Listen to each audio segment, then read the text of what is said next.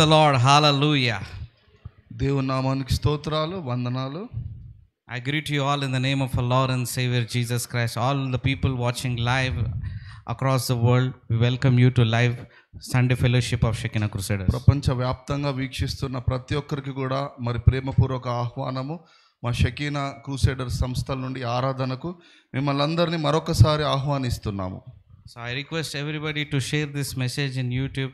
Tell your friends to subscribe and you can share to your friends. Today is going to be an amazing day. మరి ఈ యొక్క ప్రసంగాలను దయచేసి మీ స్నేహితులతో, మీ బంధువులతో కూడా మీరు పంచుకోవచ్చు. మరి ఈరోజు చక్కటి వాక్యము దేవుడు మనకి ఇస్తున్నాడు. So before going into the word, let's pray. ప్రార్థించుకుందాం. Father, in the name of Jesus, we pray that this word will transform people's life. ప్రభువా, నాయన ఈ వాక్యము వచ్చిన ప్రతి ఒక్కరి జీవితాలను రూపాంతరపరచబోతున్నందుకు వందనాలు. As the word is being preached, I pray Jesus that it will transform their lives and change their thinking, Lord. నాయన ప్రతి ఒక్కరి పరిస్థితులు ఈ వాక్యం వెలువడుతుంటుండగా మారిపోవును గాక. I ask this prayer in the precious name of our Lord and Savior Jesus Christ. యేసు నామమును బట్టి ప్రార్థిస్తున్నాం తండ్రి. Amen. Amen. Hallelujah. Hallelujah. Today I'm going to preach about what is true success under the grace. మరి క్రీస్తు యేసు ద్వారా, ఆయన యొక్క కృప ద్వారా నిజంగా ఏ విధంగా విజయం పొందుకుంటామో దాని గురించి మీకు బోధించాలనుకుంటున్నా. So what is the true success under grace? అయితే కృప ద్వారా అనుగ్రహించబడే ఆ నిజమైన విజయము ఏంటి? As far as I know, what I have read from the Bible, there are two ways a man can go about living his life. మరి వాక్యంలో నేను చూసినప్పుడు రెండు విధాలుగా విజయం పొందొచ్చు అని నేను నేర్చుకున్నాను. The first way is to depend on your self efforts, how to go about leading your life. మొదటిది నీ స్వతహాగా నీ శక్తి సామర్థ్యం మీద ఆధారపడి నువ్వు జీవించడము. And the second way is depend upon the unmerited favor and blessing of the Lord. రెండవది ఏంటంటే నీ శక్తి కాదు కానీ ఆయన కృప మీద ఆధారపడి జీవించడము. And what is unmerited favor and blessing of the Lord? మరి దేవుడి యొక్క మనకు అర్హత లేని, యోగ్యత లేని అనుగ్రహించబడే కృప అంటే ఏంటి? It is grace. అదేంటంటే అర్హత లేని వారికి అనుగ్రహించబడే దైవ కృప. Grace is not a message, grace is not a subject or a doctrine. కృప అంటే అదేదో ప్రసంగం కాదు కానీ సిద్ధాంతం కాదు. Grace is the gospel of Jesus Christ. కృప అంటేనే సువార్త అయి ఉన్నది. It is the complete embodiment of Christ. మరి యేసు క్రీస్తు ప్రభు ఏమై ఉన్నాడో అందును గురించిందే ఈ కృప.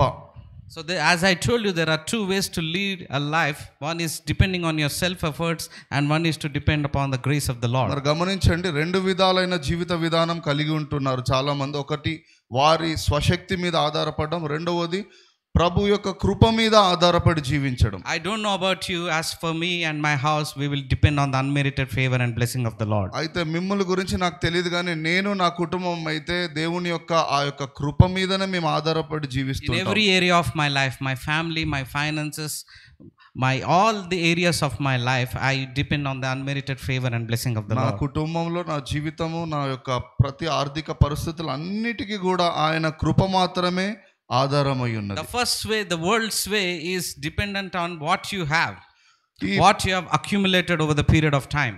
లోకమును బట్టి చూసినట్లయితే ఈ లోకంలో మనం ఏదైతే కలిగి ఉన్నామో, సంపాదించుకున్నామో దాని మీద ఆధారపడి జీవిస్తుంటారు.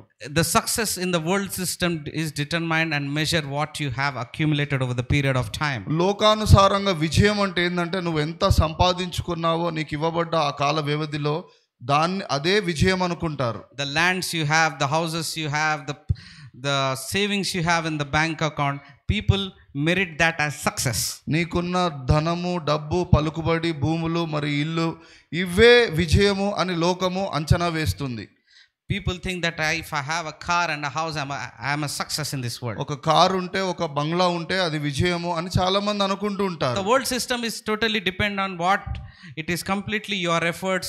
You are putting your strength, your resources and everything, your strength to gain something out of this world, collecting titles and earning accomplishments in this world. లోకములో విజయము అంటే ఏదో సాధించడము, అంటే ఏదో కలిగి ఉండడము, మరి భౌతికంగా నువ్వు ఆ వస్తువులు అవన్నీ కలిగి ఉండడమే విజయం అనుకుంటారు. Whereas the Lord's way in the new covenant is totally directly opposite to the world's way of system of looking at success. మరి క్రొత్త నిబంధనలో యేసు బోధించిన విజయము లోకము బోధించిన విజయానికి వేరేగా ఉన్నది.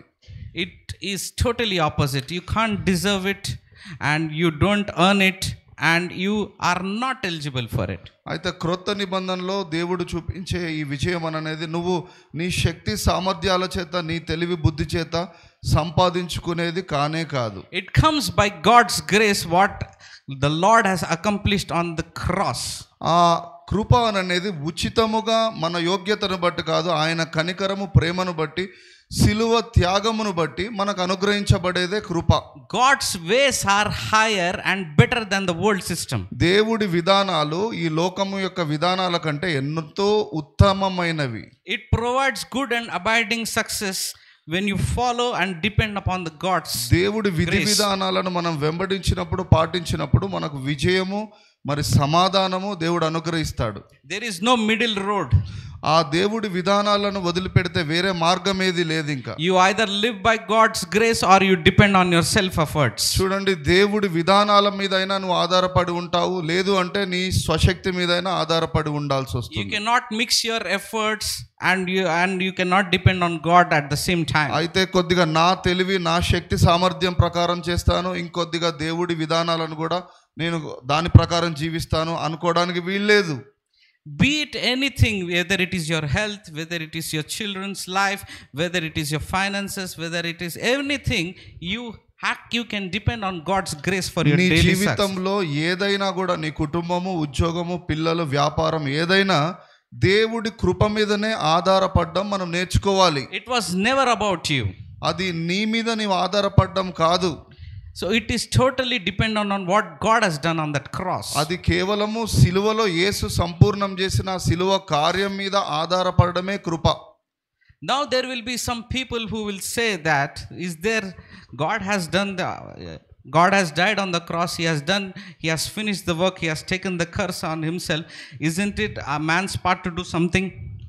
అయితే దేవుడు సిలువలో మరణించాడు, తిరిగి లేచాడు కదా, మరి అదంతా చేశాడు కదా, అయితే అదంతా మానవుడు చేసింది కాదా అని అనొచ్చు. People always say that you have to do some part and God has done something and you have to follow it with your efforts. అయితే కొంతమంది అంటూ ఉంటారు, మరి దేవుడు చేస్తూ ఉన్నాడు, అయితే నీవు కూడా చేయాలి అని అంటారు. And there are also some people say that man should put his best foot and best efforts and let God do the rest. నీవు చేయవలసిందంతా నువ్వు నీ శక్తి సామర్థ్యం ద్వారా చెయ్యి, ఆ తర్వాత మిగతాది దేవుడు చూసుకుంటాడు అని కొంతమంది చేస్తూ ఉంటారు. These people are well intentioned and they want the best for the people. అయితే అటువంటి వారందరూ కూడా మంచి ఉద్దేశం కలిగిన వారే, మంచి జరగాలి అనుకునేవారే. They say that along with prayer you need to have effort to be success in life. అయితే ప్రార్థనతో పాటుగా కూడా నువ్వు ఇంకేదైనా చేయాలి, అప్పుడే విజయం పొందుతావు అని చెప్తూ ఉంటారు. And somebody has said that you need a combination, ప్రార్థన ఉండాలి, ప్రయత్నం ఉండాలి. కొంతమంది అదే ప్రార్థన చేయాలి, ప్రయత్నం ఉండాలి, రెండు కలిపి సామూహికంగా చేయాలంటూ ఉంటారు. You see, when people say that you have a part to play, చూడండి, నీవు చేయవలసిన పని అనేది ఒకటి ఉంది అని వేరే వారు నీకు చెప్పినప్పుడు what they end up is doing is they prepare a list of requirements of do's and don'ts. అప్పుడు వారు అలా వారి మాట వింటూ ఉన్న కొద్దీ వారిగా ఏది చేయాలి ఏది చేయకూడదో ఒక చిట్టా రాసుకొని నీ దగ్గర తీసుకొచ్చి పెడుతూ ఉంటారు. And there is a qualification process. If you do this, God will answer your prayer. If you don't do this, you will bring curse upon yourself. దాని తర్వాత నీ క్రియల మీద నువ్వు ఆధారపడుతూ నీ యందు నీకు యోగ్యత, ఇది చేస్తే ఇలా అవుతుంది, ఇది చేయకపోతే ఇది అలా అవ్వదు అని దేవుణ్ణి పక్కకు పెట్టేసి నీ క్రియల గురించే మాట్లాడుతూ ఉంటారు. In order for God to fulfill something, you need to do something. You need to qualify for God's grace, is what people say. జనాలు ఏమంటూ ఉంటారంటే, దేవుడు నీ జీవితంలో ఏదైనా చేయాలంటే నీ క్రియలు, నీవు సామర్థ్యాన్ని నువ్వు చూపించాలి, అప్పుడే యోగ్యత పొందుతావు, దేవుడు ఏదైనా చేస్తాడు అని. And the list of do's and don'ts keep increasing and increasing. అప్పుడు అలా చూస్తున్నట్లయితే నువ్వు చేయవలసిన పనులు చాలా చాలా చేయకూడని, చేయాల్సిన ఎన్నో ఉంటూ ఉంటాయి. Doesn't it sounds familiar to the old covenant? చూడండి, ఇప్పుడు దీని గురించి ఆలోచిస్తే పాత నిబంధన మీకు గుర్తుకొస్తుంది కదా, క్రియలు ఇవి అవి చేయాలి చేయకూడదు అని. what the people with those advisors are doing is they are going back to the same old covenant, and they are depending on their self efforts and their strength to achieve something. క్రొత్త నిబంధనలోకి వచ్చినప్పటికీ కూడా వారి ఆలోచనలు విధి విధానాలన్నీ పాత నిబంధనల వలె ఉంటూ ఉన్నవి. మరి అక్కడ ఏది చేయాలి ఏది చేయకూడదో అటువంటి ధర్మశాస్త్ర సంబంధమైన క్రియలను గురించే వారు ఆలోచిస్తూ చేస్తూ ఉన్నారు. Whether knowingly or unknowingly, they push you back into the law. తెలిసి తెలియకుండానే నిన్ను మరలా ధర్మశాస్త్రం వైపుకు నడిపిస్తూ ఉంటారు కొంతమంది. But the new covenant says the blessing of the Lord is not dependent on what you have done. అయితే క్రొత్త నిబంధన ఏంటంటే నిన్ను బట్టి కాదు కానీ దేవుని ఆశీర్వాదము ఆయన ప్రేమను కృపను బట్టి అనుగ్రహించబడేది. It doesn't depend upon the list of requirements you do to earn the God's favor. నువ్వు ఇది చేయాలి ఇవి చేయకూడదు అనే ఒక లిస్టును బట్టి కాదు కానీ ఆయన యందు విశ్వాసం ఉంచడం వలన ఆ కృపను బట్టి నువ్వు దీవించబడతావు. That is not Christianity. అయితే క్రైస్తవత్వం అంటే అది ఇది చేయడం అని గురించి కాదు. The new covenant, the Lord himself has died on the cross, has removed all the sins of this world. క్రొత్త నిబంధనలో ఏమని రాయబడిందంటే ప్రభువైన యేసుక్రీస్తు మన శాపము మరి లోక పాపములను మరి అవన్నిటిని కూడా తొలగించాడు అని రాయబడి ఉంది. We are redeemed by the blood of Jesus. మనం యేసు రక్తము ద్వారా విమోచించబడి ఉన్నాము. For if the blood of goats and bulls in the old covenant bring you holiness and you become virtuous by the sacrifice, ఒకవేళ పాత నిబంధనలో గొర్రెల మేకల రక్తం ద్వారా మనము పరిశుద్ధులము సంపూర్ణం అయినట్లయితే how much more will be the blood of Jesus that has been shed will clean you forever. మరి యేసు రక్తము ఇంకా మనలను ఎంత పవిత్రులుగా పరిశుద్ధులుగా సదాకాలం వరకు సంపూర్ణులుగా చేయుచున్నది కదా. Who through the eternal spirit sacrificed himself for you. ఆయన తన నిత్య ఆత్మను మరి మన కొరకు త్యాగం చేసి ఉన్నాడు సిలువలో. He had no spot or blemish, not even one iota of sin in him when he died on the cross. యేసయ్యలో ఎటువంటి మచ్చ డాగు కలంకమైనను లేనే లేదు. ఏ పాపము యేసయ్యలో లేదు. He has cleansed our conscience from dead works by that sacrifice he has done on that cross. మన మృతతుల్యమైన ఆ యొక్క క్రియల నుండి ఆ యొక్క శాపము నుండి విమోచించి ఉన్నాడు, మరి పవిత్రపరిచి ఉన్నాడు యేసయ్య తన రక్తము ద్వారా. So depending on your self efforts to earn the favor of God is dead works. మరి మన స్వనీతి మీద మన క్రియల మీద మన పద్ధతుల మీద ఆధారపడి దేవుడి కృపను పొందుకోవాలంటే అది తెలివి తక్కువతనం. God's desire is that we depend completely on him. దేవుని చిత్తం ఏంటంటే మనము పరిపూర్ణంగా ఆయన మీద ఆధారపడి ఉండాలి. God wants us to come to him to give himself unto him like unmerited favor and blessing to all his people. దేవుడు ఏం కోరుకుంటున్నాడంటే మనం ఆయన దగ్గరకు వచ్చినప్పుడు మరి ఆయన సంపూర్ణమైన అర్హత లేని యోగ్యత లేని వారికి ఇచ్చే ఆ యొక్క ఉచితమైన కృపను మనకు అనుగ్రహించి దీవించాలని కోరుకుంటున్నాడు. Are you able to understand me where I am going? అర్థమవుతుందా అండి నేను బోధించేది? Let us look at what Apostle Paul has said in 1 Corinthians chapter 15 verse 10. మొదటి కొరింథీయులు 15వ అధ్యాయం 10వ వచనంలో అపోస్తలుడైన పౌలు ఈ విధంగా బోధిస్తున్నాడు. He says, "But by the grace of God I am what I am, and his grace which was bestowed upon me was not in vain, but I labored more abundantly than they all, yet not I, but the grace of God which was with me." మరి నేను ఏమై ఉన్నానో ఆయన కృప వలన నేను కానీ నా క్రియలను బట్టి ఏమాత్రము కాదు, ఆయన కృపను గురించినదే అని అక్కడ పౌలు అంటున్నాడు. So to answer the question, when people ask, you need to have effort and you need to have faith, what it is, you need not figure what you have to do, but you have to focus on what God has done. అయితే మరి నువ్వు చేయవలసింది ఏంటంటే నీ క్రియలను నీ సిద్ధాంతాలను కాదు కానీ నువ్వు దీవించబడాలి అని అంటే యేసయ్య చేసిన సంపూర్ణం చేసిన సిలువ కార్యం మీద నువ్వు సంపూర్ణముగా విశ్వాసం ఉంచాలి. Let's focus how Paul says to focus on the Lord's part, his grace. చూడండి ఇక్కడ పౌలు యేసయ్య కృప గురించి మాత్రమే మనం నమ్మకం ఉంచాలి, ఆయన కృప వైపే చూడాలి, అని ఇక్కడ బోధిస్తున్నాడు. So when you are receiving that grace, ఆ కృపను మనం పొందుకుంటూ ఉన్నప్పుడు the grace will transform you. ఆ కృప మన జీవితాన్ని రూపాంతరపరుస్తూ Then ఉంటుంది. you will be energized to read your Bible more and to pray more and to lead a holy life. మనం ఆ కృపను పొందుకునట వలన అప్పుడు దైవ క్రియలు చేస్తూ ఉంటాము. బైబిల్ బాగా చదవడము, ప్రార్థన చేయడము, పరిశుద్ధంగా జీవించడము అనేది. So when you receive the grace and when it transforms you completely and it helps people around you to be a blessing to them. ఆ కృపను మనము పొందుకున్న తరువాత మనము రూపాంతరపరచబడి మరి మన ద్వారా అనేకులు దీవించబడులాగున సహాయపడుతుంది. Because the favor of God is not vain in your life. చూడండి, దేవుడి కనికరం అనేది నీ జీవితంలో వ్యర్థంగా పోదండి. There are some people who say that falling grace will compromise the holiness. కొంతమంది అనుకుంటూ ఉంటారు, కృపను నమ్మడము, కృప మీద ఆధారపడడం అంటే పవిత్రంగా జీవించకపోవడమేమో, ఇష్టం వచ్చినట్లుగా జీవించడమేమో అనుకుంటూ ఉంటారు. Absolutely not. The standards of grace are very high. కానే కాదు, కృప యందు ఆధారపడడం అంటే ఎంతో పవిత్రంగా పరిశుద్ధంగా జీవించవలసి ఉన్నది. The standard that grace sets are much higher than the law of Moses. చూడండి, ధర్మశాస్త్ర సంబంధమైన ఆ క్రియల కన్నా కృప ద్వారా అనుగ్రహించబడే ఆ యోగ్యత ఎంతో ఉన్నతమైనది. So coming back to the success under grace, చూడండి, మరి కృప ద్వారా విజయం పొందుకొనుట గురించి మనం నేర్చుకుంటున్నాం. you can see in the Bible there is a young man, బైబిల్లో ఒక యవనస్తుడిని మనం చూస్తున్నాం. a slave who has been sold for 20 pieces of silver. ఒక మరి బానిస మరి 20 నాణాలకు అమ్మబడుతున్నాడు. He was beaten by his brothers and sold into slavery. మరి అన్నదమ్ముల చేత కొట్టబడి మరి అమ్మబడ్డాడు అతను. He was handed over to Ishmaelites. అతడు ఇష్మాలీయులకు మరి అమ్మివేయబడ్డాడు. Against his will, he was treated like an animal. మరి అతడిని ఒక పశువు వలె అక్కడ అమ్మేశారు. They have tied him on his wrist and they have tied him and have taken him like some kind of animal who is going like a product which is made to be displayed to the people. మరి ఆ యొక్క సంత వీధుల్లో ఒక జంతువుని ఎలాగా చేతులు కాళ్ళు కట్టేసి అమ్మేస్తారో అలాగా ఈడ్చుకెళ్ళి అక్కడ అమ్మేశారు అతన్ని. There was not even one cloth to cover his body. కనీసము ఆ యవనస్తుడు ఒంటి మీద ఒక ఏ వస్త్రము కూడా లేకుండా అమ్మేశారు.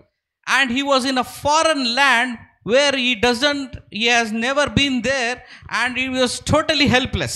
ఒక ఎప్పుడు చూడని వెళ్ళని ఒక ప్రదేశానికి, ఒక దూర దేశానికి అతన్ని పంపించారు. So imagine yourself being a spectator in that scenario. చూడండి, అటువంటి పరిస్థితిలో మీరు ఉన్నట్లయితే మరి మీరు ఆలోచించండి. Imagine if a person who is treated so badly, he was completely stripped naked, he was made to walk in hot sun and he was about to be sold in slavery. ఒక జంతువు వలె కట్టిపాడేసి మరి ఎండలో అలా నడిపిస్తూ సంతలో అమ్మడానికి తీసుకెళ్తున్న వ్యక్తిని చూస్తుంటే ఎలాగుంటుంది ఆలోచించండి. I want to ask you one question today. ఒక ప్రశ్న మిమ్మల్ని అడుగుతున్నాను. Will you consider this man a successful man? అయితే ఆ వ్యక్తిని చూస్తే మీకు Looking at the condition that he was going through that day. ఆయా పరిస్థితుల్లో అతన్ని చూస్తే అతడు ఒక జయించిన వాడు అన్నట్టుగా మీకు అనిపిస్తుందా? Of course not. Nobody would say looking at him that he is a successful man. అతన్ని చూస్తున్నప్పుడు పాపం అనిపిస్తుంది కానీ అతడు జయించిన వాడు, జయశీలుడు అని ఎవరికి అనిపించదు కదా. Yet Jesus, this young man, he calls Joseph a successful man. అయినప్పటికీ కూడా యోసేపును దేవుడు విజయశీలుడుగా తీర్చిదిద్దాడు. How can you call him a successful man? How can you call him How can you call a man who's successful, is completely naked and has nothing to offer and is bound and about to be sold in slavery? అటువంటి పరిస్థితిలో కట్టివేయబడి భయంకరమైన పరిస్థితిలో వస్త్రములు కూడా లేని వాడిని మనం ఏ విధంగా విజయవంతుడు అంటాము? అనలేం కదా. Let's look at Genesis chapter 39 verses 1 to 2. This is where I want to go today. ఆదికాండము 39వ అధ్యాయము మొదటి 2 వచనాలు జాగ్రత్తగా ధ్యానిస్తాము. It says, now Joseph had been taken down to Egypt, and Potiphar, officer of Pharaoh, captain of the guard and Egyptian, brought him from Ishmaelites who had taken him there. అక్కడ చూసినట్లయితే ఆ యవనస్తుడు ఎవరో కాదు, యోసేపు. మరి ఆ ఇష్మాలీయుల దగ్గర నుండి అక్కడ ఐగుప్తు దేశంలో ఆ యొక్క పోతిఫర్ వాళ్ళ ఇంటి దగ్గరికి అతడు చెరబట్టబడి ఈడ్చుకెళ్ళబడ్డాడు, అమ్మబడ్డాడు. Second verse is where I want to go today. It says, the Lord was with Joseph and he was a successful man. చూడండి, రెండవ వచనము చాలా ప్రాముఖ్యమైనది. మరి దేవుడు యోసేపుకు తోడై ఉన్నాడు గనుక యోసేపు అన్ని విషయాలలో కూడా మరి విజయం పొందుతూ ఉన్నాడు అని రాయబడి ఉంది. Hallelujah. Hallelujah. From Genesis 39 verse 2 it clearly says, success is not what you have. అయితే ఆదికాండం 39వ అధ్యాయం 2వ వచనం చూసినట్లయితే విజయము అంటే ఏదో మనకు ఉండేది కాదు, మనకు కనబడేది కాదండి. Success is rather that who you have. అయితే విజయము అంటే ఏంటంటే నీకేం కలిగి ఉన్నావు అన్నది కాదు, నీతో ఎవరు ఉన్నారు, దేవుడు ఉన్నాడా లేడా అన్నదే విజయము. Joseph had nothing materialistic in him that time. భౌతికంగా యోసేపుకు మరి ఏమీ కలిగి లేడు, అతడు దిగంబరిగా ఉన్నాడు. కానీ yet he had everything with him. అయినప్పటికీ అతడు దేవుడితో ఉన్నాడు. Because the Lord was with him. ఎందుకనంటే దేవుడు అతనితో ఉన్నాడు కాబట్టి అతడికి అన్ని ఉన్నట్టే. So the material things that you have now, the houses you have, the cars you have, the lands you have, the savings you have, will not qualify you for success. కేవలం నీకు ఇల్లు, బంగ్లాలు, మరి భూములు, స్థలాలు ఉన్నాయి కాబట్టి అది విజయం అని అనుకోకూడదు. So what is success, brother, you may ask me. మరి విజయం అంటే ఏంటయ్యా అని మీరు నన్ను అడగొచ్చు. It is the presence of the Lord in your life that makes your success. మరి నీ జీవితంలో దేవుడి సన్నిధిని, సహవాసాన్ని కలిగి ఉండడమే నిజమైన విజయము. Joseph had nothing with him that time. యోసేపు జీవితంలో చూసినప్పుడు అతనికి ఏమీ లేనే లేదు. Yet he had Jesus with him. అయినప్పటికీ అతడు యేసుతో కూడా ఉన్నాడు, యేసు అతడితో కూడా ఉన్నాడు. Are you able to understand what I am trying to say? నేను చెప్పేది మీరు అర్థం చేసుకోండి. We need to learn to stop pursuing things. చూడండి, వస్తు రూపకంగా ఉండే వాటిని మరి వెంబడించడం మానేయాలి. And start pursuing him, the Lord of our life, Jesus Christ. మన జీవితానికి ప్రభు అయిన యేసుక్రీస్తును, ఆత్మ సంబంధమైన వాటిని మనం వెంబడించడం మొదలు పెట్టాలి. God sees our relationship with him, which is only one thing that we need to be successful in this life. మనం ఈ జీవితంలో జయశీలులుగా ఉండాలంటే దేవుడు చూసేది ఒకటే, మనము ప్రభువుతో కూడా సహవాసంలో ఉన్నామా లేమా అన్న విషయం మాత్రమే. The relationship with Jesus and this presence in your life will make you a successful person. యేసుతో కూడా ఒక సరియైన సహవాసం, సంబంధం, మరి ఆయన యొక్క సన్నిధి కలిగి ఉండడం వలననే నువ్వు ఆశీర్వదించబడతావు. From the life of Joseph you can clearly take and draw inspiration. మరి యోసేపు జీవితాన్ని చూసి మనం ఎంతో నేర్చుకోవచ్చు. He was completely rock bottom. అతడు ఏమీ లేనివాడిగా, no clothes, అక్కడ దిగంబరుడుగా ఉన్నాడు. no materialistic things, వస్తువులు ఏమీ లేవు అతని దగ్గర. in modern times no bank accounts, ఆయన దగ్గర ఒక మరి బ్యాంక్ అకౌంట్ కూడా లేదు. no education qualifications, మరి ఆయనకి విద్యా అర్హతలు కూడా అక్కడ లేవు. no natural qualification. We say that we need to have qualifications with influence people, who rich people we should have influence to be a success in this world. మరి గొప్ప వాళ్ళు, పలుకుబడిన వాళ్ళు, ఆ యొక్క అర్హత, యోగ్యత అటువంటి వాళ్ళతో సంబంధాలు ఉండాలంటారు కదా, అది కూడా ఆయనకి ఏం లేదు.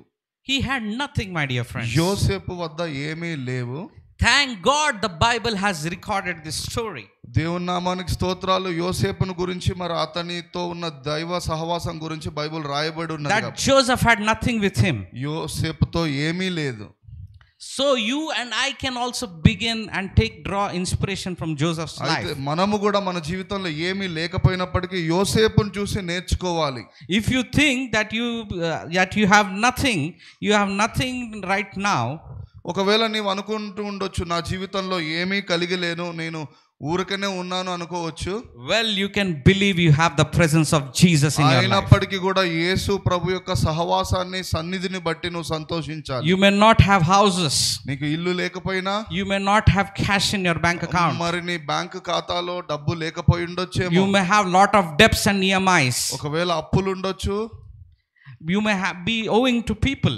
మరి ఎంతో మందికి నువ్వు అప్పు ఎంతో మంది దగ్గర తీసుకొని వారికి వడ్డీ కట్టాల్సిన పరిస్థితి. You might be completely rock bottom. మరి ఏమీ లేని పరిస్థితికి దిగజారిపోయి ఉండొచ్చు. If you think like that, ఒకవేళ అటువంటి పరిస్థితిలో నీవు ఉన్నట్లయితే, well, we can believe in the presence of the Lord Jesus Christ today. అయినప్పటికీ కూడా ప్రభువు సన్నిధిని బట్టి ధైర్యంగా ఉండాలి. We can believe in the power in the presence of the Lord. దేవుడి సన్నిధిలో ఉండే శక్తి, సామర్థ్యాన్ని మనం నమ్మాలి. You can claim that promise today. మరి ఆ యొక్క వాగ్దానాన్ని నువ్వు పొందుకోవాలి. Genesis 39:2 clearly says, మరి ఆదికాండం 39వ అధ్యాయం 2వ వచనం స్పష్టంగా రాయబడి ఉంది. The Lord was with Joseph and he was successful person. దేవుడు యోసేపుకు తోడై ఉన్నాడు గనుక యోసేపు అన్ని విషయములలో జయించుచూ ఉండెను. The promise is not for Joseph only. అక్కడ వాగ్దానము యోసేపుకు మాత్రమే కాదు. The promise is for every one of you who is there in this church now and watching live. యోసేపుకు తోడై ఉన్న దేవుడు మనందరితో కూడా వాగ్దానం చేస్తూ ఉన్నాడు. You can replace that name with your name. అక్కడ యోసేపు పేరు తీసేసి నీ పేరు నువ్వు రాసుకోవచ్చు. You can say the Lord is with Noel and I am a successful person in this world. ప్రభువు నాతో ఉన్నాడు, నేను విజయవంతుణ్ణి అని నువ్వు రాసుకోవచ్చు. Read this loud in your mind and your heart, that it be a system in your heart that God is with me and I am a successful person. ఆ పదాలు చదువుతున్నప్పుడు అక్కడ నీ పేరు పెట్టుకొని నువ్వు గట్టిగా చదువుతూ ఉండాలి. అప్పుడు దీవించబడడం నువ్వు చూస్తావు. Hallelujah. Hallelujah. When Jesus is with you, యేసుతో కూడా నీవు ఉన్నప్పుడు you are no longer trying to be a success. నువ్వు విజయం పొందుకోవడానికి ప్రయత్నించాల్సిన అవసరమే లేదు. You are already a success in this world. యేసుతో ఉండడమే నువ్వు విజయశీలుడుగా ఉన్నావు ఇదివరకే.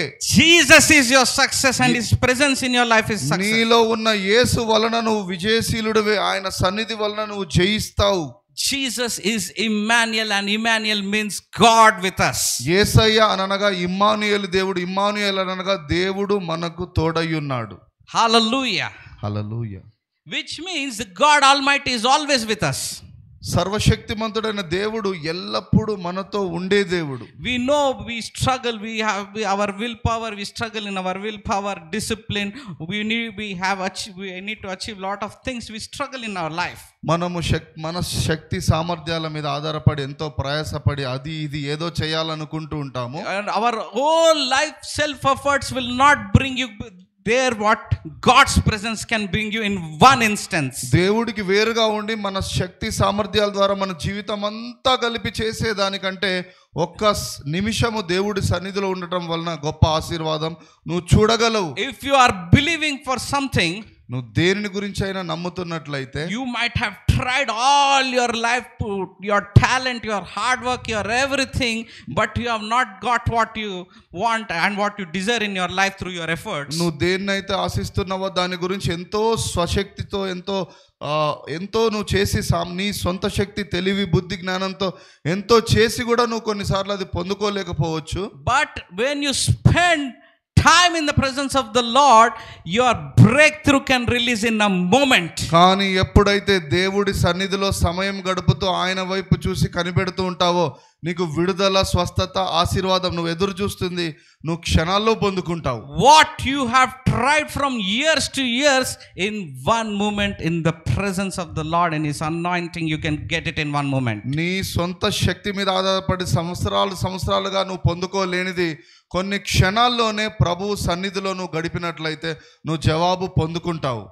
Look through the history, the Jewish culture, the history, how they have fought different battles. యూదులను మరి ఇశ్రాయేలీలను మనం బైబిల్లో చూస్తుంటే వారు ఎన్నో యుద్ధాలను జయిస్తూ ఉంటారు కదా. The Lord was with them in every battle. ప్రతి యుద్ధములో దేవుడు ఇశ్రాయేలీలకు తోడై ఉన్నాడు గనుక వారు విజయము పొందుకుంటున్నారు. The children of Israel were never defeated, my dear friends. ఇశ్రాయేలీల మరి సంతతి వారు ఎప్పుడు కూడా ఓటమిని చూడలేదు బైబిల్లో. Whenever Jesus was there, every military campaign ended in success. మరి ప్రతి యుద్ధంలో కూడా వారు విజయం పొందుకుంటున్నారు, ఎందుకంటే దేవుడు వారికి తోడై ఉన్నాడు గనక. If you remember, in fact, the Battle of Jericho, యెరికో యుద్ధమును గురించి మీరు ఆలోచించినట్లయితే, just with a shout of praise they could conquer it. కేవలము ఆ యెరికో గోడలు చుట్టూ 7 సార్లు తిరిగి వారు మరి దేవుడు చెప్పినట్టు అరిచినందువల్ల గోడలు కూలిపోయినాయి. Why? Because the Lord was with them. ఎందుకయ్యా అనంటే వారు అది ఎలా జరిగిందంటే దేవుడు వారికి సహకారిగా ఉన్నాడు. It is no different today in our times, in the modern context. ఈ రోజు కూడా మన జీవితాల్లో కూడా యుద్ధాలు అలాగే గెలవాలి. That Jesus is with you, his presence is with you to assist you, to bring you out of every chains of darkness in your life. యేసయ్యతో కూడా నీవు ఉన్నట్లయితే, ఆయన సన్నిధి సహవాసం ఉన్నట్లయితే అటువంటి యుద్ధాలలో మరి నువ్వు కూడా జయాన్ని చూస్తావు. He is ready for you to turn things around for you. నీ జీవితంలో ప్రతి పరిస్థితిని మార్చివేయుటకు యేసు శక్తిమంతుడు. And help you to do make good things in your life. మరి ఆ మంచి దీవెనల ఆశీర్వాదాలు నువ్వు పొందుకోవడానికి దేవుడు సహాయం చేస్తాడు. He is not with you like how people say to condemn you, to judge you, to punish you. మరి నిన్ను నిందించడానికి, దూషించడానికి, వెలివేయడానికి యేసయ్య లేడు. Or find faults in you.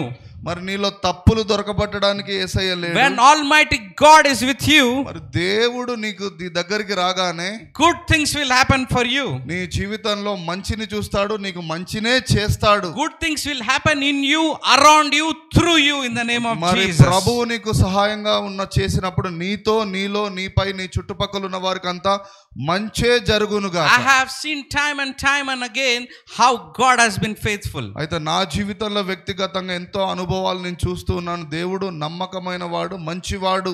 How God has been victory in my life. దేవుడు ఎన్నోసార్లు నాకు జయాన్ని అనుగ్రహించాడు. So we can depend today on God's presence to be a success. కనుక ఈ రోజు మనం నేర్చుకోవాల్సింది ఏంటంటే దేవుడి మీద ఆధారపెడితేనే నీకు విజయము. It is one thing confessing about God's presence, but other thing to be conscious of his presence every time.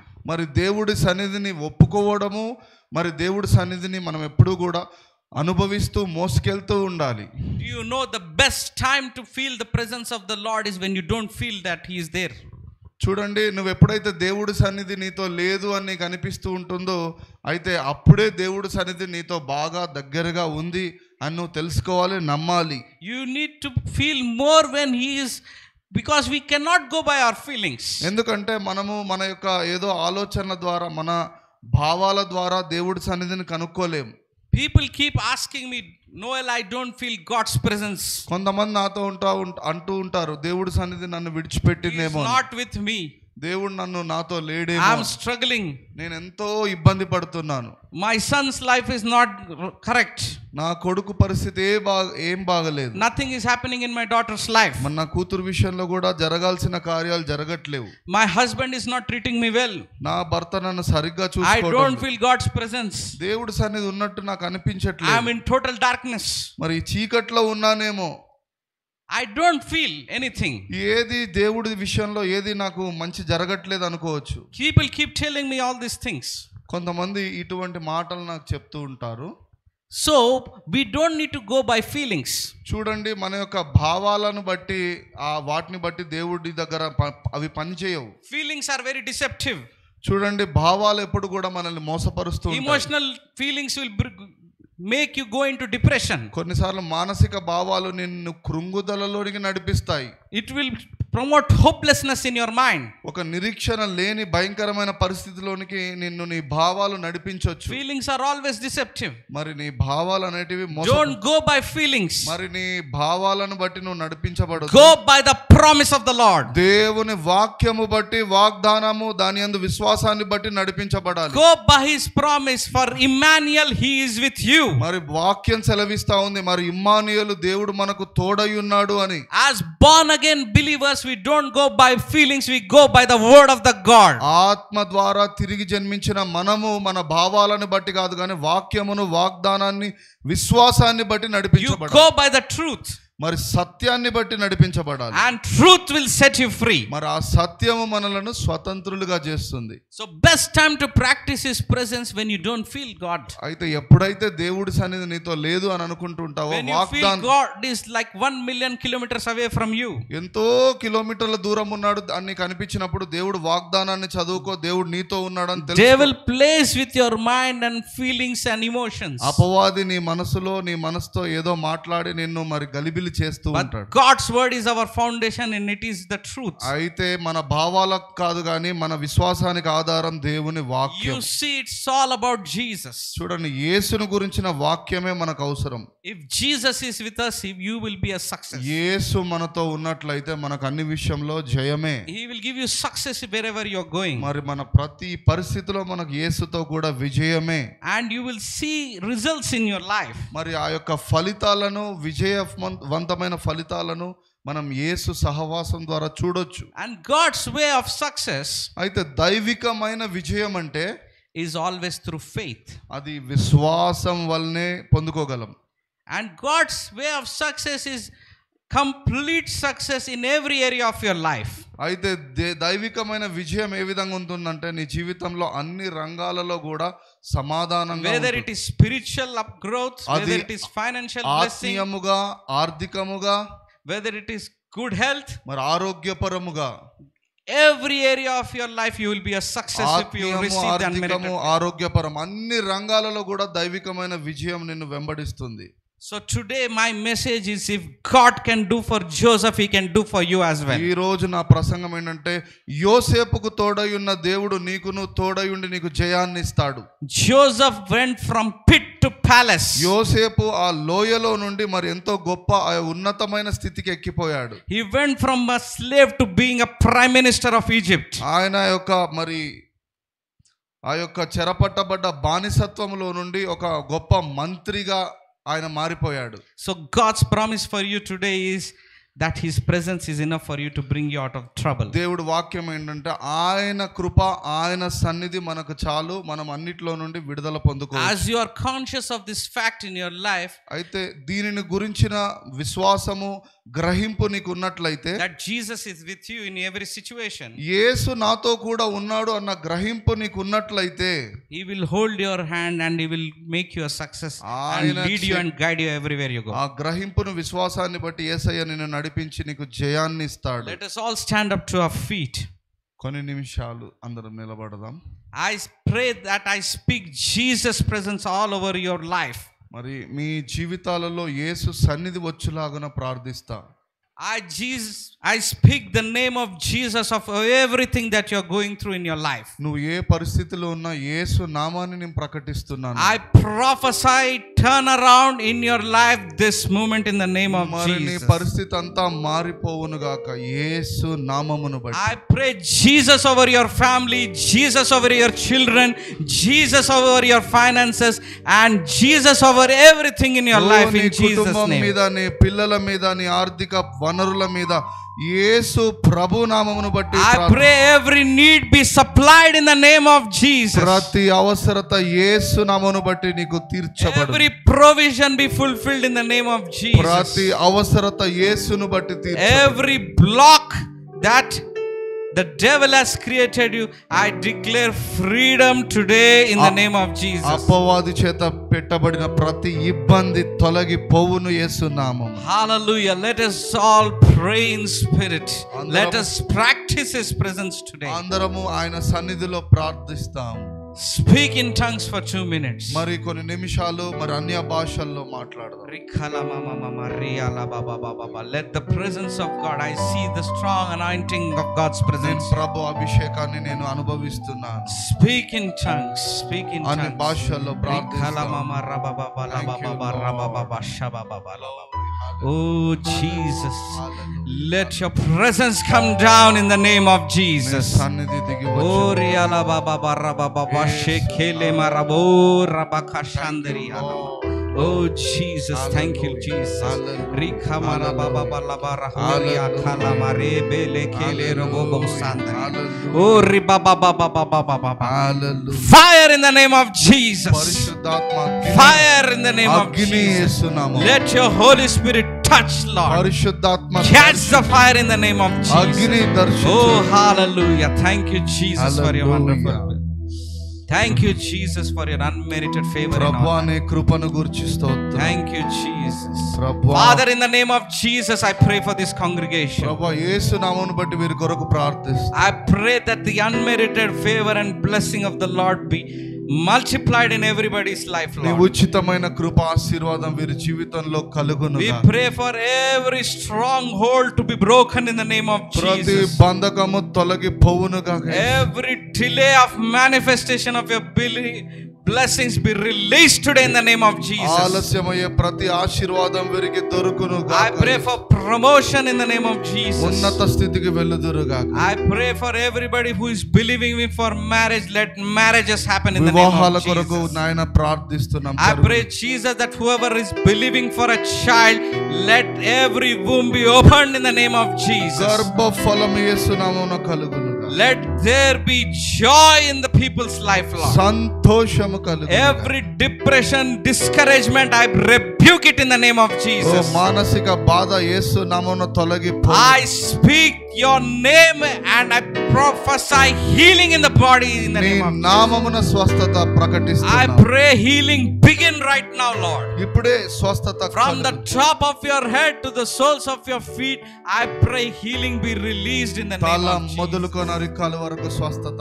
కలుగు. Every debt be cancelled, Lord. అప్పు తొలగిపోవును. Every trouble, hardships, limitations be end in the name of Jesus. ఇరుకులు ఇబ్బందుల్లో తొలగిపోవునుగా యేసు. I believe everything is about to change in the name of Jesus. యేసు నామమున ప్రతి పరిస్థితి మారిపోవునుగా యేసు.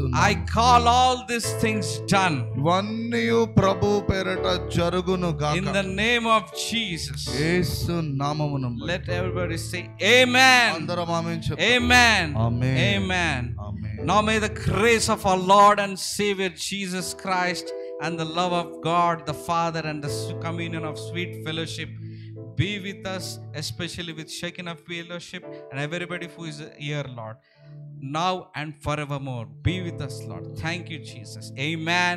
Amen. Amen. God bless you.